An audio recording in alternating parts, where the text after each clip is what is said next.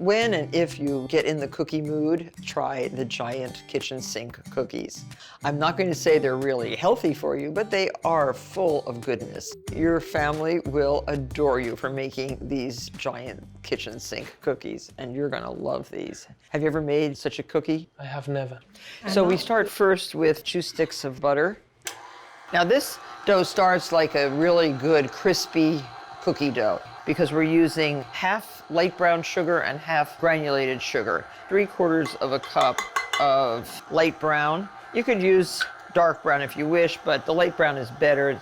It still gives a molassesy flavor to the dough, but it's not too overpowering. And 3/4 of a cup of granulated sugar. So when you're baking cookies, everything should be room temperature. But when you're making pastry dough, you make it cold. It works much better to keep the dough nice and flaky and light. And then I'm going to add 2 large eggs. Now, to keep your brown sugar, once you take it out of the box, I always put like a half an apple into it. Brown sugar tends to get hard as a rock. And you can reconstitute it too if you do that. Now your dry ingredients. 2 cups all-purpose flour, a teaspoon of baking soda, and a half a teaspoon of baking powder. And you can make the dough ahead of time. You could freeze the dough even. How long would you be able to freeze this dough? Oh, for a long time, just as long as it's well wrapped. I wrap it first in plastic wrap, then put it in a plastic bag. Oh, okay. Yeah. Add 1 teaspoon of kosher salt. And, oh, I don't want to forget the vanilla either in our egg and sugar mixture. 2 teaspoons of high quality vanilla. And the dry ingredients are ready to add to your cookie dough. This is a heavy dough, and you'll see why. I mean, all of this has to be added. Would you like to come up and just cut the apricots for me, Catherine? Just coarsely like that, just slice them through. I like big pieces of fruit and whole pecan halves. I think the worst thing is when you get a cookie and there's nothing in it, and it's just the dough. Yes. No, this has a lot. Can I substitute any nuts, any flavors, Martha, in this recipe? Oh yeah, you can add dried blueberries. You could add dried pears, dried nectarines. I mean, there's so many things to choose from. Oh, that's good. Good. So I'm going to add now 1½ cups of oats. They maintain a shape and a crunchiness in the cookies. Don't use instant oats, they're just too soft. And I can put the apricots in there. When someone says to you, coarsely chop the chocolate, we're using little chocolate fèves, how do you chop them? A chef knife will be excellent for it. Well, better than a chef's knife is a serrated knife, because it catches each little fève. Look how easily it goes right through. Serrated knife. A good hint for the home baker. See how nice? Martha, if I didn't have these chocolate pieces, can I put chocolate chips in instead? Oh, you could use chocolate chips, of course. And semi-sweet or bittersweet. This is called the kitchen sink. So basically invented because we had so much dried fruit left over that we decided, well, let's make a cookie using all the stuff, everything. And then this is desiccated coconut meat, nicely sliced, dried cherries, which are so delicious, and the beautiful pecan halves. There, done.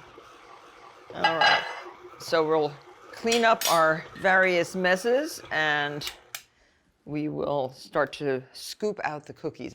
And by the way, have your oven preheated to 350 degrees. So our dough is ready to scoop, and I'm using a ½ cup scoop, although you really should, for 8 cookies, use about 3/4 of a cup. So I'm going to have a sort of an overflowing scoop here. And this can be just put 3, 1. And I'm using rimless sheets, baking sheets. You can use rim, but that would only take 2 cookies.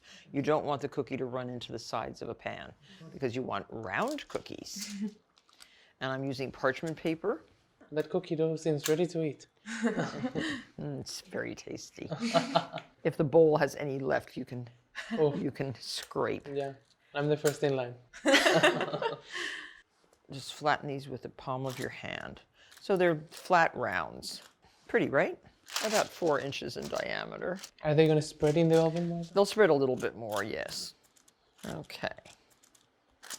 Ready to go into your 350-degree oven, and they actually only take 16 minutes. When the cookies come out of the oven, let them sit for a couple minutes just to cool off a little. scrape them off with your ultra large spatula.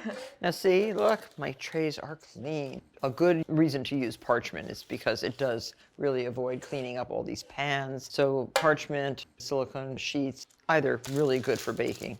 Look at how fabulous. One cookie should last you at least a day. So if you're going to take this, if you're going to take this to the office or to school, just take one. And you can share it too, it's so big. I don't think so. So I'll break this into, oh, look at this. I was gonna break it into 3 pieces, but why not 4? Right here, one for you. Thank you. Thank you, Tell me Martha. what you think of the flavor. Thank you so much. This is for me. And here's one case where bigger is better. Don't you agree? Tasty. Cookies are so good, why not have 2 instead of 1? The next recipe is for sorbet sugar cookie sandwiches. And I think you'll really love them. Dry ingredients first, 2 3/4 cup of all-purpose flour, unbleached. And so that's 1, 2. These are cup measures. And then a measuring cup that I keep separate from all other measuring cups is this special 3/4 cup. I never put this in the drawer with the other measuring cups because it looks like a cup or it looks like a half a cup, and you'll not get the right result if you mix this up. So keep that separate. Half a teaspoon of salt, and I always use kosher salt for baking. I like the taste of it and I like the grain of it. And 1 tablespoon of baking powder. And make sure your baking powder is fresh.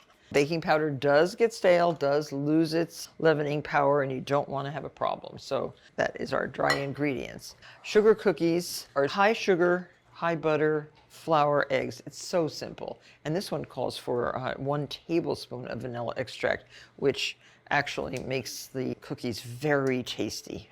Okay. So cream your butter, add your sugar. It's 1 1/2 cups of granulated sugar. That's 1 cup and a half. So cream the butter and the sugar, add the eggs 1 at a time. Everything at room temperature, it will work better. And now we're going to use the seeds of 1 vanilla bean. Very nice ingredient. Yes, and this is a nice plump bean. Cut it lengthwise and scrape the seeds.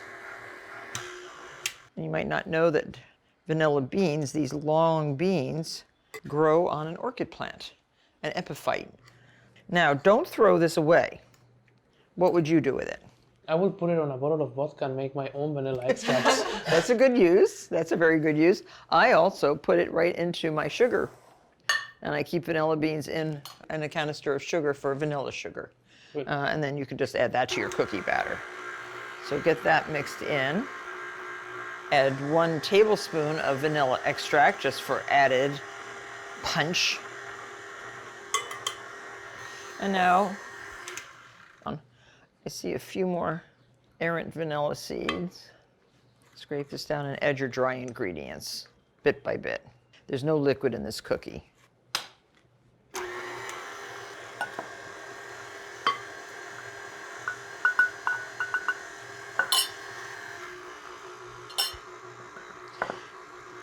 Let it mix well after each addition. Most cookie doughs are the same, little different proportions, but starting with the soft butter, the sugar, the eggs, the flavoring, the dry ingredients. Okay, here's our dough. Very nice. And so now all that's left, scoop this out onto baking sheets and bake. So now I'm using a 1 ounce scoop and space them about 2 inches apart on parchment paper. Have your oven preheated to 350 degrees. And this makes 40 cookies, so 20 sandwiches. Pop them into the oven and watch that they don't get dark. You want these to be a almost white cookie. They're really very, very pretty. Set your timer at 12 to 14 minutes.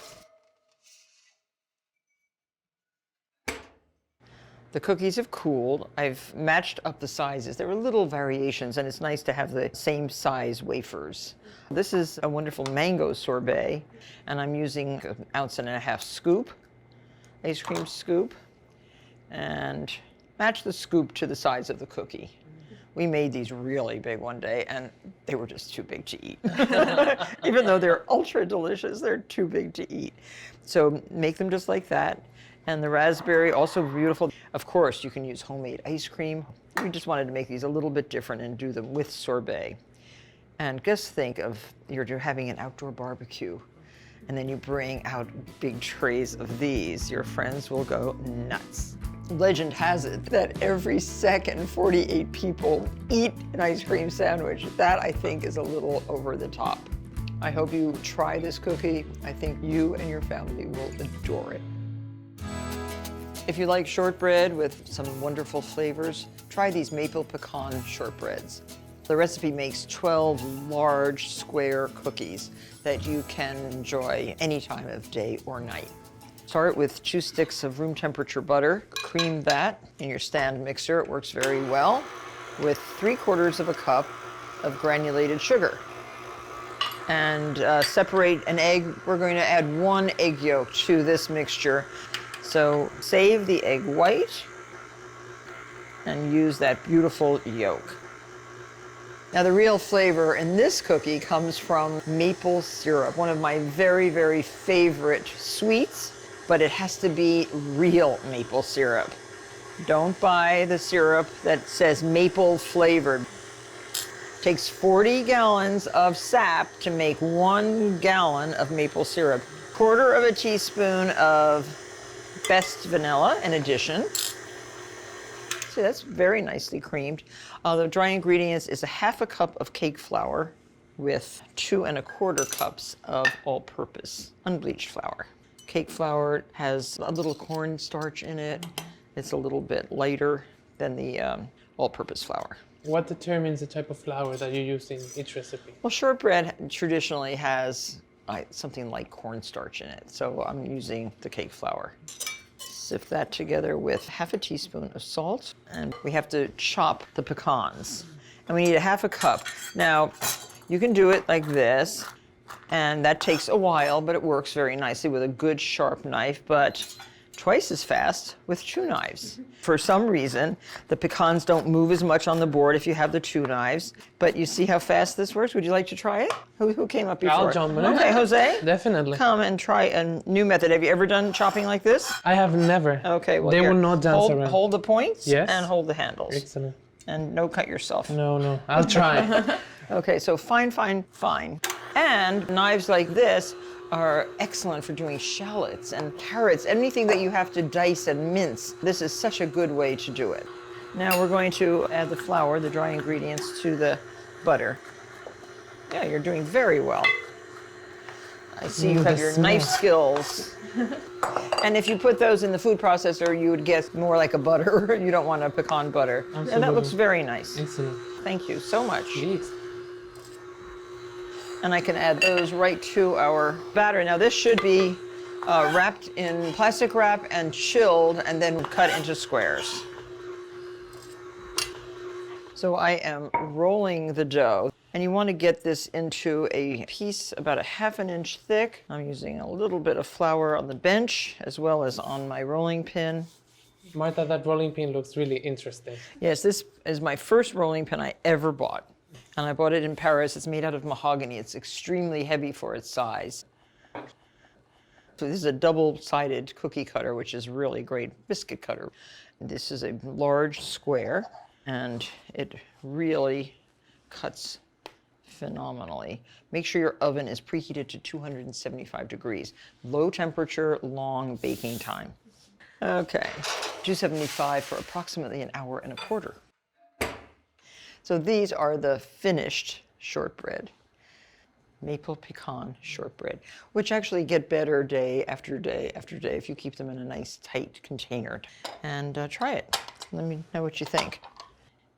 And the reason they're called short is because of all the shortening that's in them. A high proportion of butter to the rest of the ingredients. What do you think? You really taste the maple. It's Yeah. really good. History tells us that Mary Queen of Scots loved this, and that's where Scotch shortbread comes from. Maple, pecan, shortbread can't be beat.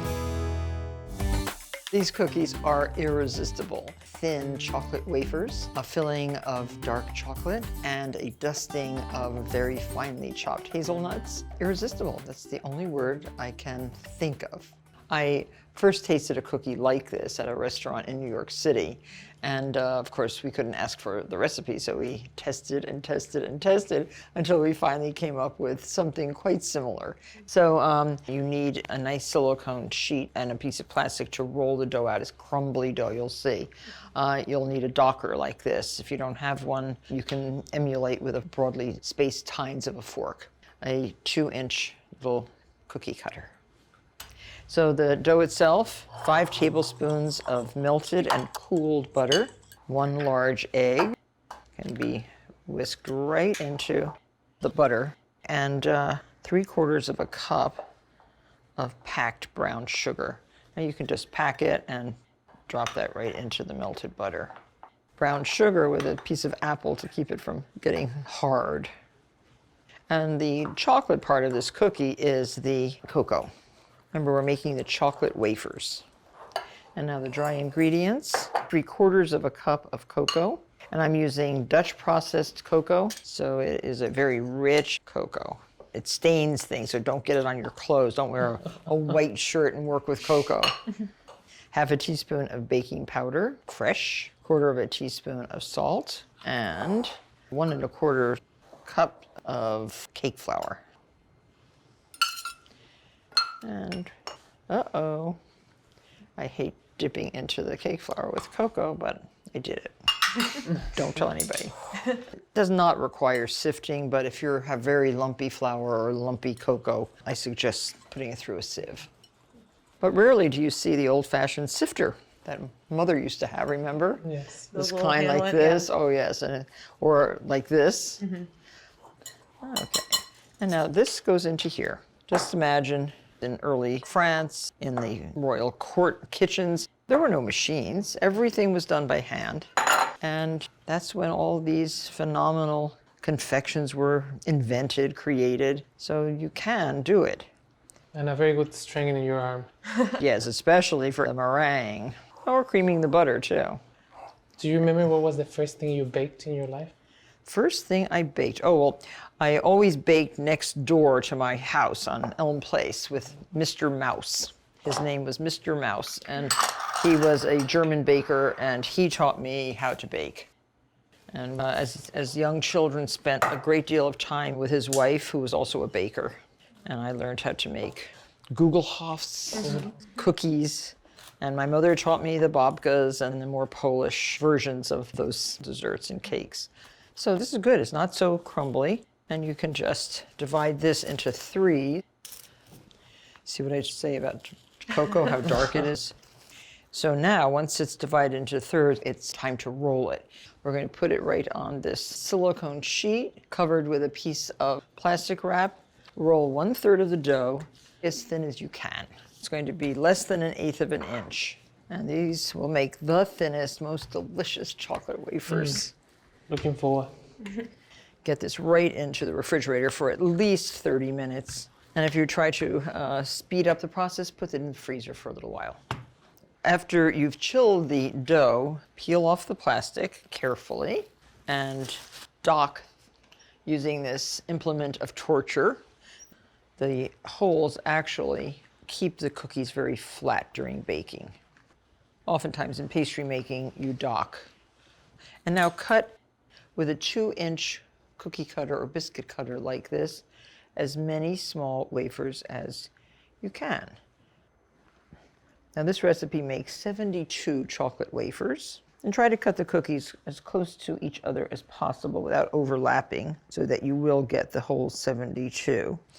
So this is a little tiny bit soft, so I'm going to just put that right back into the freezer, and then I'll lift the cookies onto a parchment-lined baking sheet. So you see, when the dough is chilled enough, it comes right up off the silicone mat, and you can just pull away the excess. And this excess you can also roll out. Again, one more time. These do not really change shape in the oven, so you can put these wafers almost touching, but not quite. And once you get these all up onto the parchment, pop it right into a 350-degree oven for about 9 minutes. So now we're going to show you how to make the chocolate filling. 3 cups of confectioner's sugar. I'm putting it through a sieve because it's full of lumps.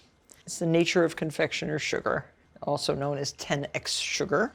And I just put it through a fine sieve. Not too fine, because otherwise I'll be here all day. I just want to break up those lumps. So there, that looks good. And we have melted chocolate, 6 ounces of dark chocolate, melted and cooled, and 1/4 teaspoon of salt. Can you use any chocolate type? Well, I always try to use the very best ingredients. So this is a Belgian chocolate. And the same with butter.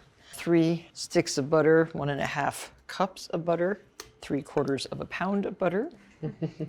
How many grams was that? 3/4 pound. 3/4 pound should be a little bit less than 400. And it's on like I can Yeah, I need round to down. Add your sugar to the butter. What's your favorite type of buttercream? Swiss meringue or Italian meringue buttercreams are my favorite. But for this cookie, we found that it really needs to have a lot of body, so it holds its shape.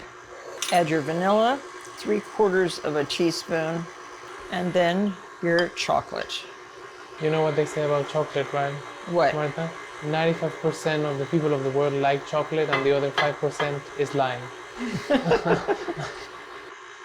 When you fill these dark cookies with this lighter color frosting, it's going to be delectable. So now for filling and embellishing the wonderful chocolate wafers. These, you get a big scoop of buttercream in the middle on the wrong side of the wafer, and then top it with the other. And then you can just roll these in toasted hazelnuts. And these cookies have to be chilled. Overnight's best. Is there another nut you could substitute for it? Oh, with the chocolate, hazelnuts are so important. Once you taste these, you'll realize why it's so important to use the very best chocolate. Thanks so much for watching today. I hope you add these cookies to your repertoire, and thank you, students, for asking such wonderful questions and for observing Martha Bakes.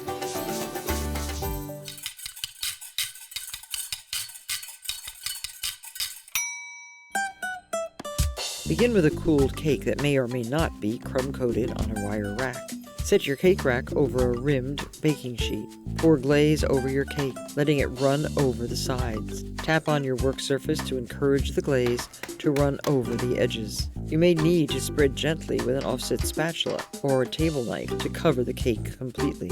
Let it set before serving.